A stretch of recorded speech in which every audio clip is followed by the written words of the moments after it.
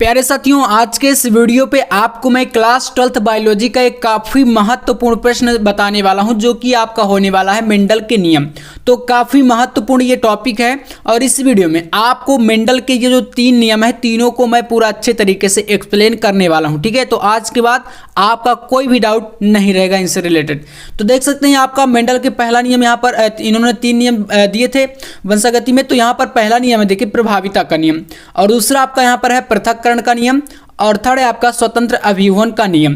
तो यहाँ पर आपके सामने ये 3 नियम है और बोर्ड एग्जाम में आपके कोई 2 नियम इनमें से आपके पूछे जाते हैं। ठीक है, तो तीनों को हम लोग समझेंगे, कोई भी 2 आ सकते हैं। तो सबसे पहला नियम आपका क्या है, प्रभाविता का नियम। तो क्या होता है, इसको लॉ ऑफ डोमिनेंस बोलते हैं, ठीक है, इंग्लिश में। तो चलिए यहाँ पर समझिए प्रभाविता का नियम क्या है। ठीक है, तो इसकी परिभाषा आपके सामने है, देख सकते हैं, बहुत ही आसान शब्दों में मैंने लिखा है कि इस नियम के अनुसार जब एक जोड़ी विपरीत या विरोधी लक्षणों को ध्यान में रखकर क्रॉस कराया जाता है, मतलब उनके दोनों के बीच संकरण कराया जाता है। ठीक है, क्रॉस मतलब संकरण। तो जब क्रॉस कराया जाता है तो पहली पीढ़ी में केवल प्रभावी लक्षण ही दिखाई देते हैं। जैसे यहाँ पर आपको प्रभावी लक्षण ये समझने का मतलब ये है कि आप उनमें से विरोधी मतलब विपरीत एक दूसरे के क्या है, विरोधी वो लेंगे जीन, है ना, और उनमें क्रॉस कराएंगे तो जो आपका प्रभावी लक्षण होगा, एक होगा प्रभावी और एक होगा अप्रभावी। तो आपको केवल और केवल प्रथम पीढ़ी में प्रभावी लक्षण ही दिखाई देगा, है ना। जैसे यहाँ पर एग्जाम्पल समझिए तो आपको आ जाएगा। एग्जाम्पल यहाँ पर कि मेंडल द्वारा शुद्ध लंबे व शुद्ध बौने पौधों में संकरण के पश्चात प्रथम पीढ़ी में केवल लंबे पौधे प्राप्त हुए। अब यहाँ पर अगर हम बात करें, जैसे कि यहाँ पर हम लोग पुष्प की बात कर लेते हैं। हमने क्या किया, यहाँ पर कैपिटल आर और कैपिटल आर लाल पुष्प लिए, ठीक है, रेड मतलब आप मान लीजिए, तो इसको हमने कैपिटल आर से कर दिया। तो ये आपके एक जोड़ी जो है लाल पुष्प है, तो इनको बोलेंगे प्रभावी लक्षण। और एक जोड़ी आप लोग सफेद पुष्प, इनको आप स्मॉल आर से डिनोट कर दिए, तो ये अप्रभावी लक्षण है। दोनों के बीच कराए हम लोग संकरण, है ना, क्रॉस। जब आप क्रॉस कराएंगे तो यहां पर जो आपको प्रथम पीढ़ी F1 पीढ़ी में जो आपको प्राप्त होगा वो हमारा एक होगा कैपिटल आर और एक होगा स्मॉल आर, जो कि होगा प्रभावी लक्षण दिखाई दिया। मतलब हमें लाल पुष्प ही प्राप्त हुआ। कौन सा पुष्प प्राप्त हुआ हमें यहाँ पर, तो लिखेंगे हम लोग लाल पुष्प ही हमें प्राप्त हुआ, क्योंकि प्रभावी है। तो आपको यहाँ पर लाल पुष्प ही मिला, ठीक है ना, लाल पुष्प यही आपको मिल रहा है, ठीक है ना। तो इसलिए कहेंगे कि ये हमारा जो है लक्षण जो है ये प्रभावी है। ठीक है, तो ये आपका देखिए कितना आसान है, लॉ ऑफ डोमिनेंस। नेक्स्ट यहाँ पर आता है पृथक्करण का नियम। तो चलिए इसको भी समझते हैं। पृथक्करण नियम भी काफी आसान है, ठीक है। तो चलिए यहाँ पर, क्योंकि हमें पूरा समझना है, तो नेक्स्ट यहाँ पर आपका दूसरा पृथक्करण का नियम, या इसे बोलते हैं युग्मकों की शुद्धता का नियम। तो इसकी परिभाषा को देखिए, जब एक जोड़ी विपरीत लक्षणों को ध्यान में रखकर क्रॉस कराया जाता है, इसमें भी देखिए आप लोग विपरीत लक्षण ही लेंगे, और जब उन दोनों के बीच कराएंगे क्रॉस, है ना, संकरण, तो ये एक दूसरे से बिना मिश्रित हुए, मतलब एक दूसरे से ये मिश्रित नहीं होंगे, एक दूसरे में मिलते नहीं हैं, तो बिना मिश्रित हुए साथ साथ रहते हैं तथा युग्मकों के निर्माण के समय ये शुद्ध रूप से अलग हो जाते हैं। ठीक है, जब युग्मक बनते हैं तो क्या होता है, शुद्ध रूप से अलग हो जाते हैं, और इस नियम को कहते हैं पृथक्करण का नियम। तो मेरे प्यारे दोस्तों, अगर आपको मान लीजिए परिभाषा ये चीज क्लियर नहीं हो रही कि क्या आपने बता दिया, तो कोई दिक्कत नहीं। अब आइए हम लोग इसकी क्रिया विधि को समझते हैं, और अच्छे से मैं आपको पूरा समझा के जाऊंगा, है ना। तो बस आपको बने रहना है, और चैनल पर नया है तो सब्सक्राइब ही कर लीजिएगा, क्योंकि मैं आपको यहाँ पर टॉपिक वाइज तैयारी कराऊंगा। ठीक है, ऐसा नहीं कि आपको यहाँ पर एक क्वेश्चन बता दूं कि ऐसा कर लो, पूरा टॉपिक वाइज आपको मैं बताऊंगा, है ना, हर एक सब्जेक्ट का। तो चलिए पृथक्करण नियम की क्रियाविधि, इसमें देखिए क्या होता है क्रियाविधि में। जब समयुग्मनजी लाल पुष्प, यानी कि समयुग्मनजी का मतलब होता है कि आप लोग को जब लाल पुष्प ले रहे हैं तो यहाँ पर लाल पुष्प आपका एक दूसरे के जोड़े होने चाहिए, है ना, वाले पौधे का क्रॉस दूसरे समयुग्मनजी, जो आपका दूसरा होगा सफेद पुष्प, है ना, सफेद पुष्प वाले पौधे से कराया जाता है। तो संकरण की जो पहली पीढ़ी होगी F1 पीढ़ी, इसमें पौधे के लाल पुष्प के लक्षण प्रारूप होते हैं, यानी कि हमें पहले जो है लाल पुष्प ही प्राप्त होगा, जैसे हमने पहले प्रभाविता नियम पढ़ा था। तो ये तो हमारा यहाँ तक प्रभाविता का नियम लगता है लगभग, ठीक है। उसके बाद यहाँ समझिए, यहाँ से तथा जीन प्रारूप स्मॉल आर और कैपिटल आर ये प्रभावी लक्षण है हमें पहले प्राप्त हुआ।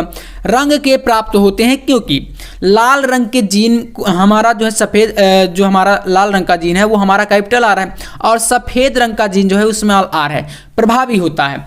अब इसके बाद जब दूसरी पीढ़ी होगी तब हमें यहाँ पर जो है पृथक्करण नियम दिखाई देगा।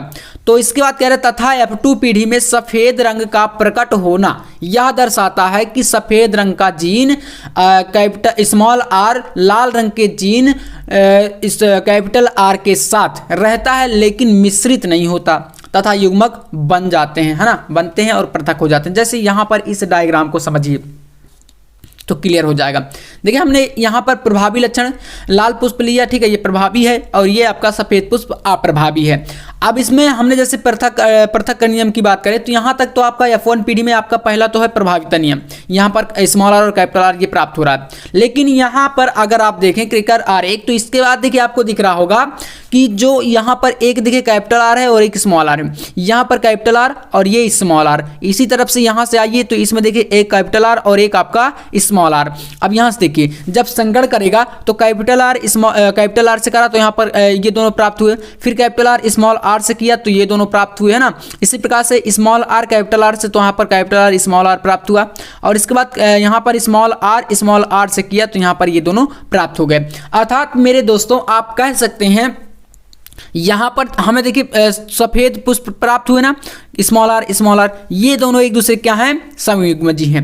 यहाँ पर भी समयुग्मजी, यहाँ पर भी समयुग्मजी, यहाँ पर भी समयुग्मजी, ठीक है ना। तो यहाँ पर लाल पुष्प और 3 जगहों पर और एक आपका सफ़ेद पुष्प। तो आपका ये क्या हुआ, पृथक्करण का नियम है, ठीक है ना। तो इस आरेख को आप इस प्रकार समझ सकते हैं, पूरा अच्छे से स्क्रीनशॉट भी ले सकते हैं। बाकी चलिए अगला देखिए आपका नियम आता है इसमें स्वतंत्र अव्यूहन का नियम, है ना, स्वतंत्र अव्यूहन। तो स्वतंत्र अव्यूहन के नियम में आप यहाँ पर समझेंगे, इसको इंग्लिश में बोलते हैं इंडिपेंडेंट असॉर्टमेंट, है ना। तो यहाँ पर तीसरा नियम है और तीनों को समझ लीजिएगा बच्चों, आपका 5 नंबर जो है ना क्लियर हो जाएगा। देखिए इसमें क्या होता है कि जब 2 या 2 से अधिक विपरीत लक्षणों वाले पौधों के बीच क्रॉस कराया जाता है, इसमें भी क्या होगा, विपरीत, यानी कि मेंडल ने जितने भी नियम दिए उन्होंने एक दूसरे के विपरीत या विषम युग्मजी लेकर क्रॉस कराया है उनमें सभी में, ठीक है ना। तो इसमें भी कह सकते हैं कि जब 2 या 2 से अधिक विपरीत लक्षणों वाले पौधे के बीच क्रॉस कराया जाता है यानी संकरण कराया जाता है तो इन लक्षणों की वंशागति स्वतंत्र रूप से होती है। इन लक्षणों की वंशागति क्या होती है, स्वतंत्र रूप से होती है। अर्थात एक लक्षण की वंशागति दूसरे लक्षण की वंशागति को प्रभावित नहीं करती। यहां पर देखिए इसमें काफी इजी चीजें मैं लाया हूं, अब इसमें आप थोड़ा समझिएगा, आसानी से आप समझ जाएंगे। देखिए यहां पर आप रंग तो लेंगे ही, उसके साथ उसका शेप भी बताएंगे, आकार। जैसे यहां पर हमने गोल पीला, ठीक है ना, कोई भी हमने गोल पीला पौधा ले लिया या पुष्प मान लीजिए, तो इसमें अगर गोल को आप मान लीजिए कि यहाँ पर आर से डिनोट किए और पीला को आप लोग मान लीजिए वाई से, है ना। तो ये कैपिटल आर और इन दोनों का जोड़ा हो गया और कैपिटल वाई इन दोनों का जोड़ा हो गया। तो ये आपका इधर हो गया प्रभावी लक्षण। इधर देखिए झुर्रीदार हरा, तो यहाँ पर स्मॉल आर झुर्रीदार के लिए और हरा के लिए आपने स्मॉल वाई कर दिया, स्मॉल वाई, है ना, यहाँ पर कैपिटल वाई था। जब इन दोनों के बीच ये देखिए क्रॉस कराए, तो जब क्रॉस कराते हैं तो भैया F1 जो पीढ़ी होगी, पहली पीढ़ी, इसमें आपका कैपिटल आर और स्मॉल आर ये आपका प्रभावी लक्षण बना और एक आपका पीला रंग के लिए और हरा रंग के लिए यहाँ पर आपका स्मॉल वाई और कैपिटल वाई मिलके यहाँ पर स्मॉल वाई कैपिटल वाई बना दिए, जो कि आपको यहाँ पर पीला रंग ही दिखाएगा, है ना। अब ऐसा नहीं कि एक कैपिटल वाई है और एक स्मॉल वाई हमने लिया तो ये आपका जो रंग मिलेगा आपको पीला ही मिलेगा, ठीक है। जैसे यहाँ पर आपका गोल ही ये दिखाई देगा, तो गोल और पीला ये होता है प्रथम पीढ़ी में, ठीक है ना। तो इस प्रकार से ये होता है आपका स्वतंत्र अव्यूहन का नियम। और उम्मीद करूंगा हमने तीनों नियमों को देख लिया है। अब इन तीनों को अगर आप पढ़ लेते हैं तो बायोलॉजी में ये जो टॉपिक है आपका पूरा क्लियर हो जाएगा। और वीडियो पसंद आया हो तो लाइक कर दीजिएगा, दोस्तों के साथ प्लीज शेयर कर दीजिएगा और ऐसे ही इंपॉर्टेंट टॉपिक के लिए सब्सक्राइब भी कर लीजिएगा ताकि एक भी वीडियो मिस ना हो। एग्जाम काफी नजदीक है। मिलते हैं नेक्स्ट वीडियो नेक्स्ट टॉपिक के साथ, तब तक के लिए जय हिंद, वंदे मातरम।